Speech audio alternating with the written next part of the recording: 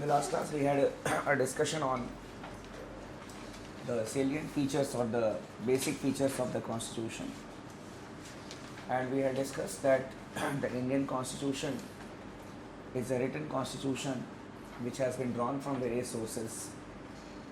Apart from it, we had also discussed that it is basically a federal constitution, but with strong unitary features. And regarding the flexibility aspect of the amendment procedure of the constitution, we had discussed that it is more flexible but less rigid in nature. Now,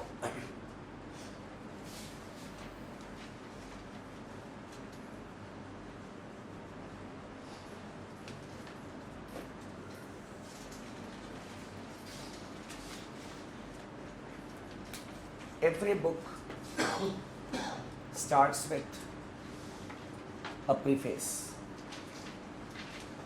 and when we talk about a preface, what is there in the preface? The summary of the book, the philosophy of the book, it is there in the preface. What the author wants to say.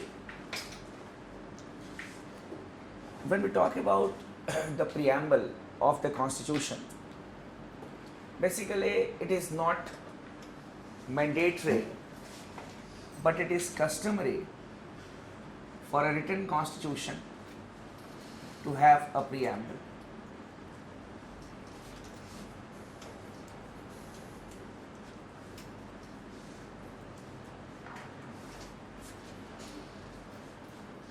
It is not mandatory, but it is customary on the part of a written constitution to have a preamble. When we talk about a preamble, it contains the philosophy of the constitution as well as summary.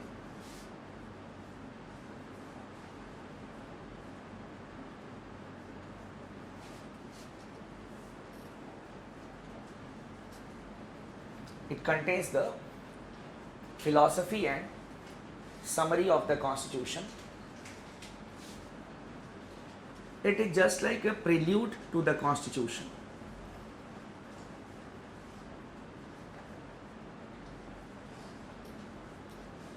It's just like a prelude to the Constitution.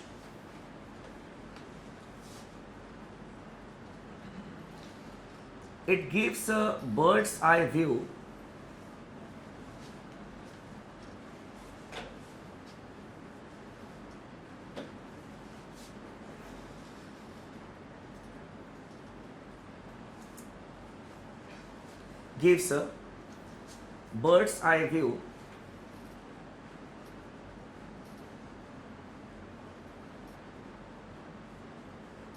of the entire Constitution. When we use the word bird's eye view, when we see something from above, everything is crystal clear. Nowadays we say it is aerial survey, but yes, an ancient phrase we use is a bird's eye view. Any one of you remember the preamble of the Constitution? You remember it? The people of India do solemnly resolve to constitute India in a sovereign, socialist, secular, democratic republic, and to constitute all its citizens the justice, fraternity, integrity, liberty, do hereby enact and give ourselves this constitution on the 26th of November 1957. Any one of you? Any one of you remember the preamble? No. Why it is not worthy of remembering? Not an issue. I'll tell you what to remember exactly in the preamble as part of your preparation for the examination. When we talk about the preamble reads as, "We the people of India, having solemnly resolved to constitute India into a sovereign, socialist, secular, democratic republic, and to secure to all its citizens justice, social, economic and political, liberty of thought, expression, belief, faith and worship, equality of opportunity, equality of status and of opportunity, and to promote among them all fraternity, assuring the dignity and unity and integrity of the country. And on this 26th day of November 1949, do hereby adopt, enact and give ourselves this constitution." This is what the preamble says. Now, what the preamble says can be analyzed under the topic significance or the purpose of the preamble.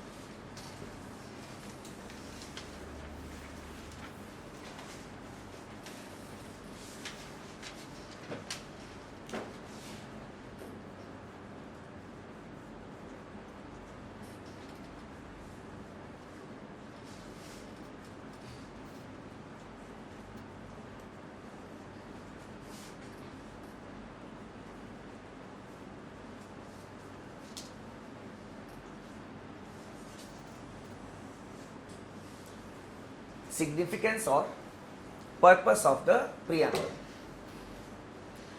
First of all, the preamble declares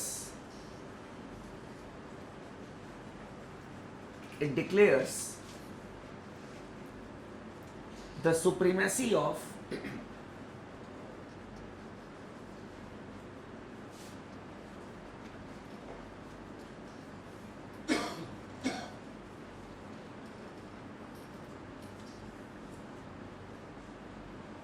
the people of India. It declares the supremacy of the people of India. The preamble starts with the words, "We the people." We the people of India. So basically, we the people signifies that this constitution is not an imposition upon us by a foreign power or by an alien power. It is we who have decided India to make it a democratic country, a republican country. We want to secure these type of things like justice, liberty, equality. It has not been imposed from above. No foreign country had asked us to adopt a republican form of government, to go for a democratic system. It is the people of India, through their representatives in the Constituent Assembly, have enacted the constitution. That is the significance of the first sentence, "We the people." ठीक है, लिख लीजिए. The opening words of the preamble,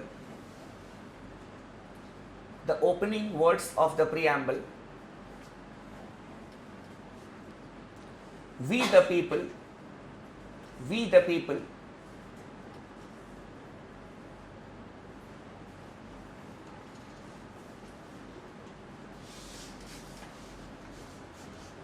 shows that this constitution is not an imposition upon us,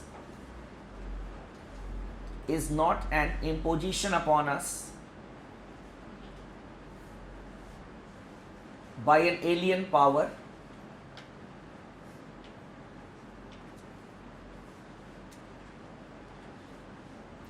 but it has been enacted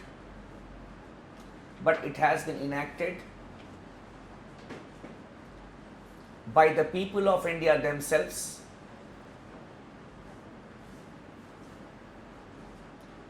by the people of India themselves,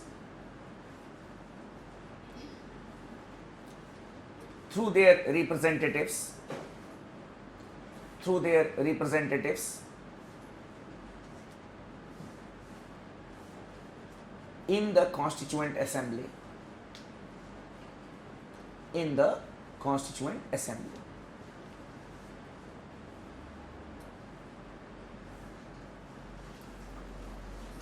Secondly, the preamble contains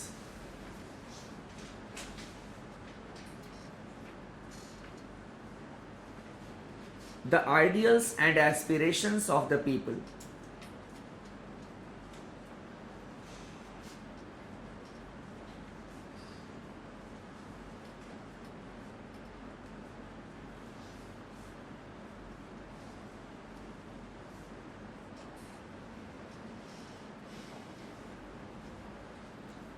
The preamble contains the ideals and aspirations of the people.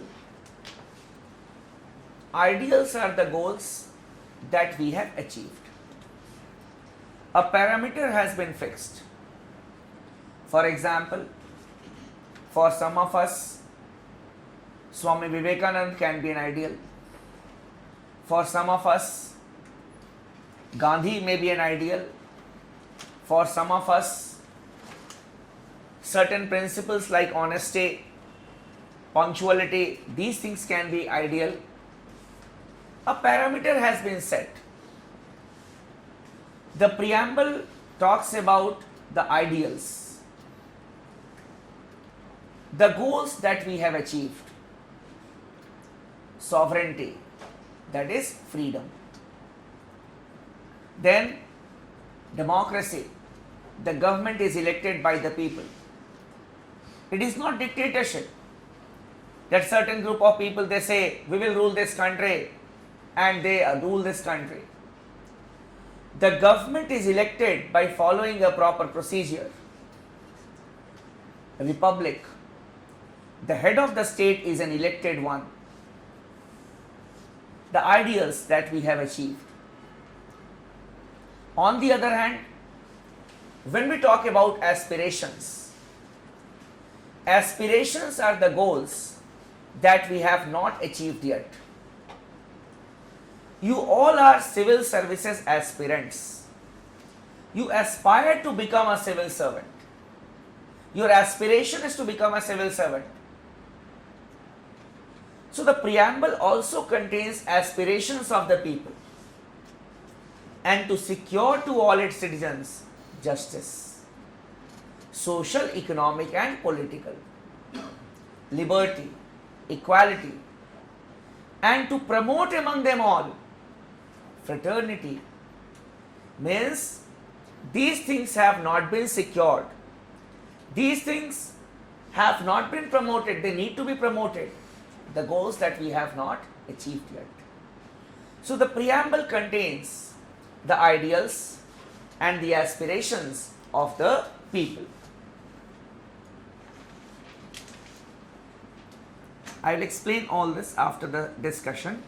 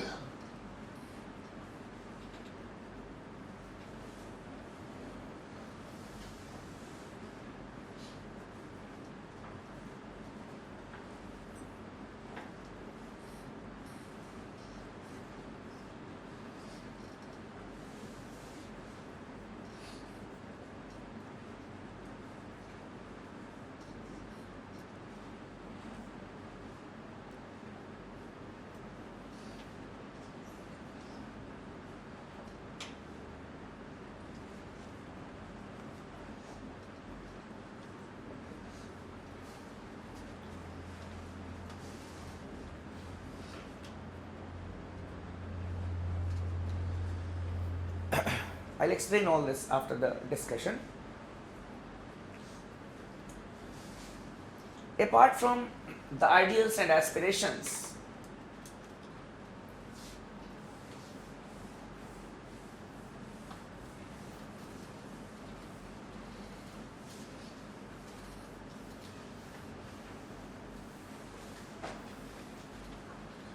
the preamble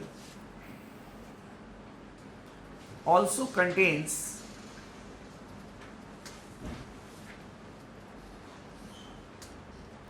the enacting clause.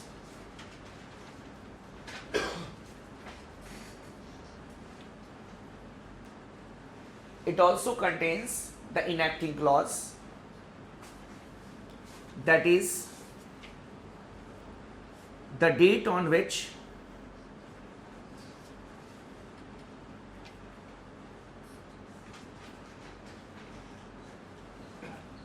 the Constitution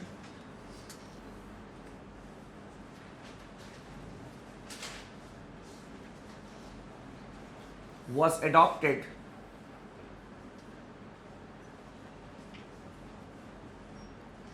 and enacted.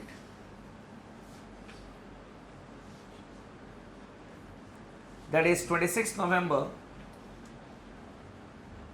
1949.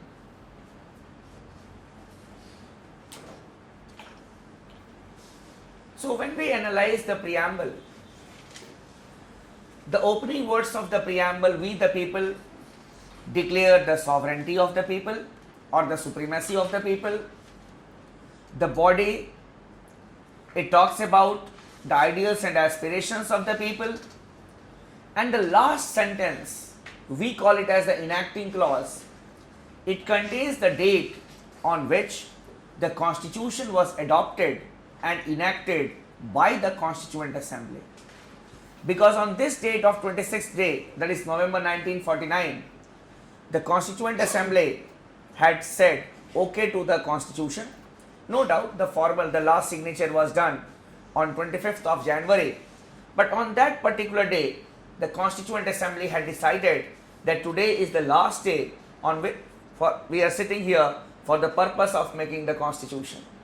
From tomorrow, we will not be sitting here to draft the Constitution of India. Today is our last day. On this day, we adopt the Constitution. From this day, the Constitution will be enacted. So the enacting clause, this is the purpose or this is the significance of the preamble.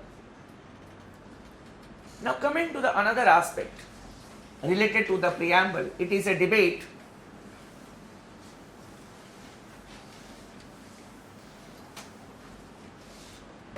The debate is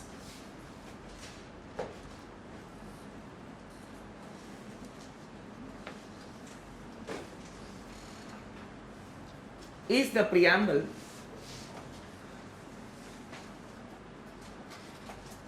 states are at the mercy of the central government. So the S.R. Bommai case is a very important case in the history of Indian federalism, where the Supreme Court gave the guidelines to protect the state from the misuse of Article 356. So that is why we need to read some of the important aspects of the judgment of S.R. Bommai case. लिख लो.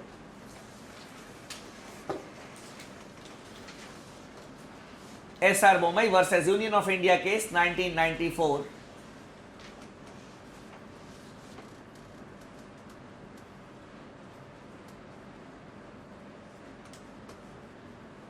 First,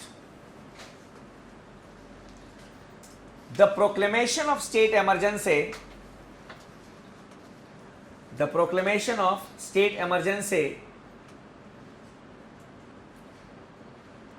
is subject to judicial review. So before that, it was held that you cannot challenge it in the court. The court cannot review it. But now, in the S.R. Bommai case, the Supreme Court said that the proclamation of state emergency is subject to judicial review.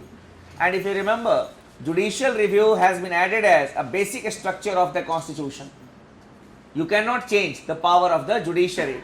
If the parliament makes a law or if the union executive gets a decision, it can be challenged in the court of law, that is in the Supreme Court. Next, the responsibility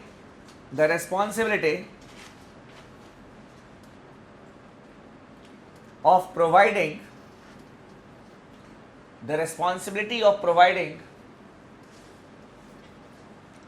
relevant documents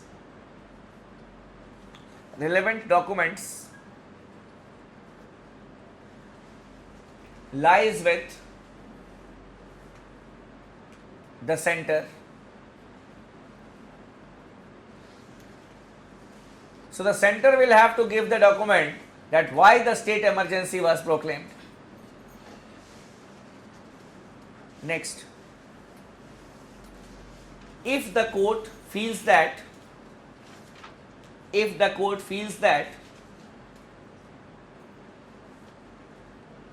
the state emergency has been proclaimed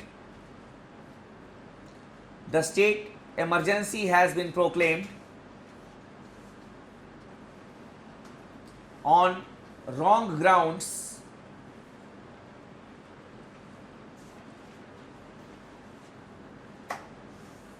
or on political grounds,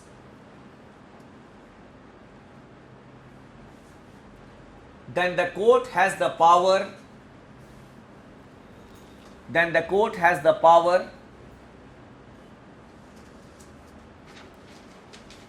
to declare the proclamation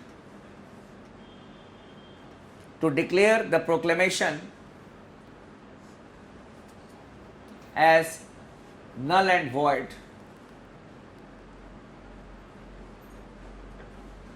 and can reinstate the government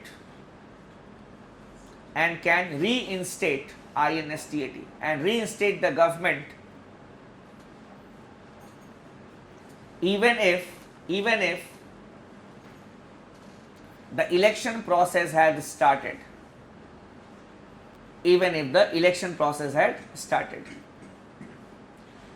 Really, it was a landmark judgment. That is why we don't discuss any other case other than this SR Bommai case.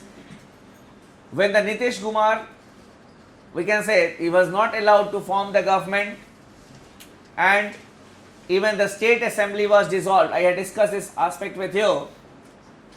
Then in the Vishweshwar Singh case, the Supreme Court did not do anything.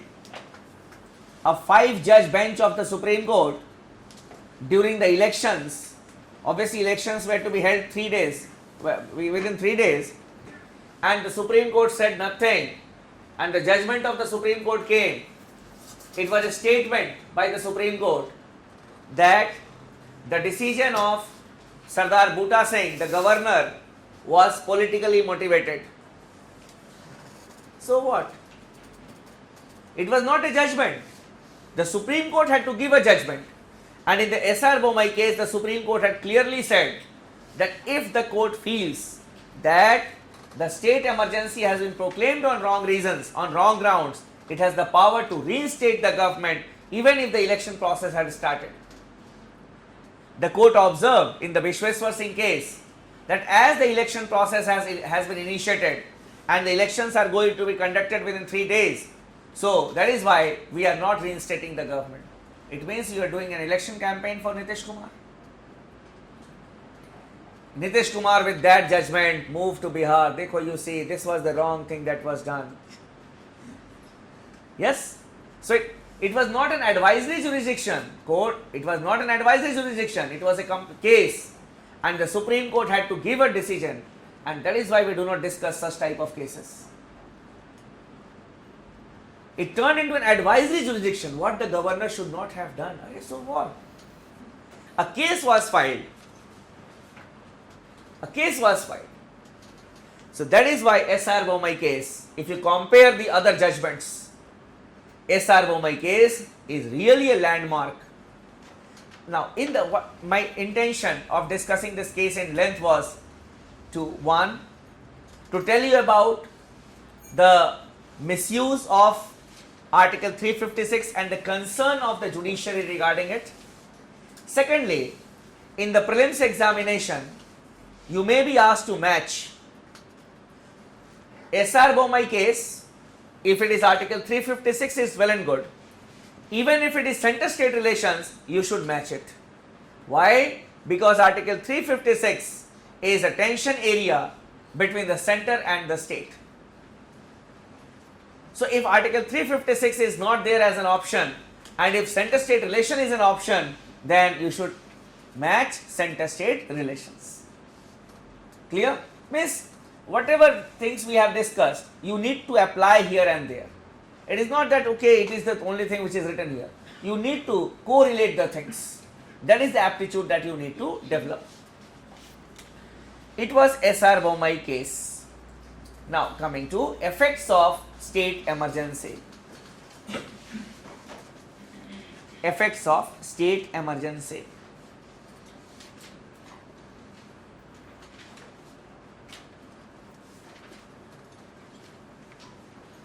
Personally, we are not affected by it. Clear? And even the people in the state do not come to know that yes, they are under the president's rule. Yes, administration. It comes to know that there is president's rule. The first casualty is your chief minister. Clear? The first casualty is the chief minister. He goes. Then your legislative assembly may be there or may be kept under suspended animation. Means it will not be meeting, or it may be dissolved also. And the president can assume all the powers except that powers which have been given to the high courts. These are the implications of Article 350. First, the Council of Ministers is dismissed.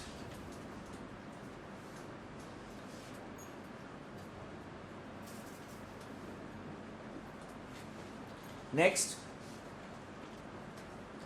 the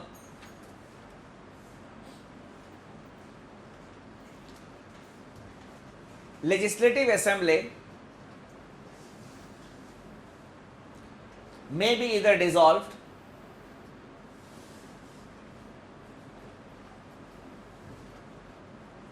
or can be kept under suspended animation. Can be kept under suspended animation. Suspended animation means the MLAs will be getting salary, they will be getting everything, all the perks, all the allowances, all the privileges, but only the meetings of the Legislative Assembly will not take place. That is suspended animation. If the assembly is dissolved, then the MLAs will no longer be the MLAs. Next. The president can assume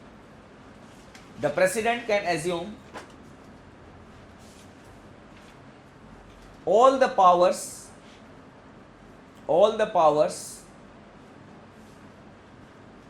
of the state government,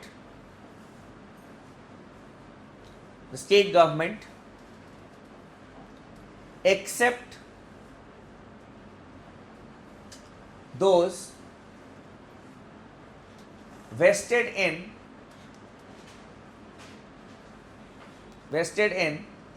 the high courts. Means the high court will not be affected, clear, and he will take over the executive powers as well as the legislative powers. Here you can add a sentence. The parliament may be authorized